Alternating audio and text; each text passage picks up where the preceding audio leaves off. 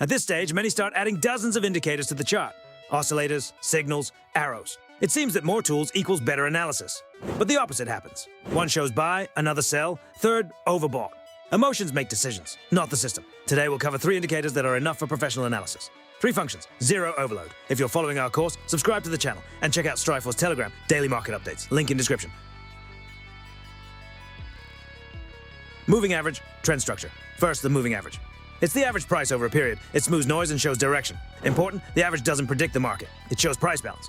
Where's impulse? Where's correction? Large funds use it because it's mathematically transparent and reflects trend structure. Many algorithms are built on price interaction with the average. Add EMA 200 on D1 chart and Strifor MT5 terminal. Watch how price behaves relative to this line. Don't look for signals, look for structure. A TR, instrument volatility. Second, ATR, average true range. Underrated by beginners, critically important for pros.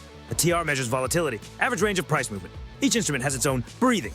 An index moves 1% per day, gold, 2, crypto, 5, and more. Without understanding ATR, targets become unrealistic, stops, random. ATR doesn't say where price will go, it answers how much can the instrument move.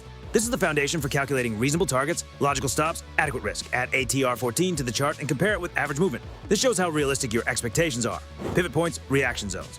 Third, pivot points. Levels calculated based on the previous period. Formula is simple. High, low, close of previous day. And based on them, a central level plus support and resistance zones. Why do they work? Because thousands of participants watch them, where many traders orient to the same zones. Liquidity and reaction probability increase there. Pivot helps see potential balance zones, understand where slowdown might occur, plan scenarios in advance. This indicator is free on MQL. Search Strifor Pivot ATR Target. 3 functions in one system, connecting together. Moving average answers, where's trend, where's correction. A TR answers, how much can the instrument move.